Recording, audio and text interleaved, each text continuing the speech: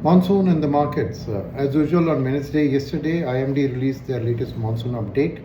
I thought I'll give a quick review of what the update is and what are the implications from the stock market perspective. So first of all, the active monsoon has returned across north and northwest, and cumulative seasonal rainfall is now increasing, so that the deficit is now around 21% below the average as of late July. It's come down from the previous, right? But what is key is that the spatial unevenness. While there localized downpours are happening in specific parts like Goa, Konkan, MP, Rajasthan, cumulatively it's still at the shortfall, as I said, 18 to 21%, right?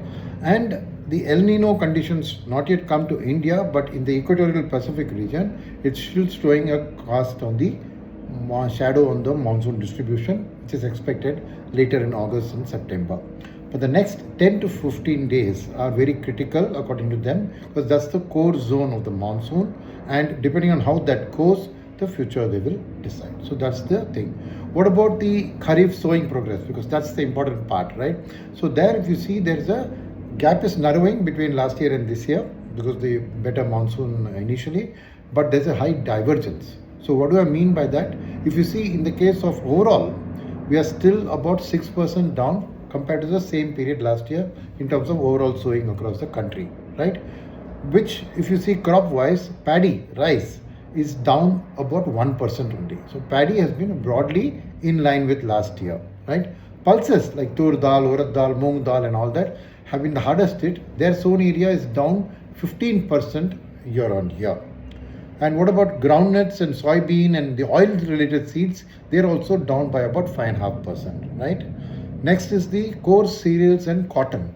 So there, if you see, core cereals are down 11% and cotton is also down 6%. So rice is okay, all the rest has been at various levels of shortfall. Sugarcane, however, is an opposite. It's a standout because I think in the north, in the belt where the rain has been good, that is running at 1.5% over last year. So overall, to say rice and sugar are good, all the rest are below last year, right? So from a stock market perspective, clearly a lot of these pulses and everything come into the food basket. So inflation, elevated food price risk for inflation, and parallelly you see Brent crude is also rising. So RBI's room for any rate cut and all is reduced. In fact, short-term rates are likely to remain high. So the impact on the stock market naturally will be the first, rural demand, FMCG, passenger cars, two-wheeler, three-wheeler will be soft a bit. Tractor and farm equipment also will be slow because last year was a fantastic year. There was 23% growth last year in tractor. So naturally this year that is be a slowdown in terms of growth base.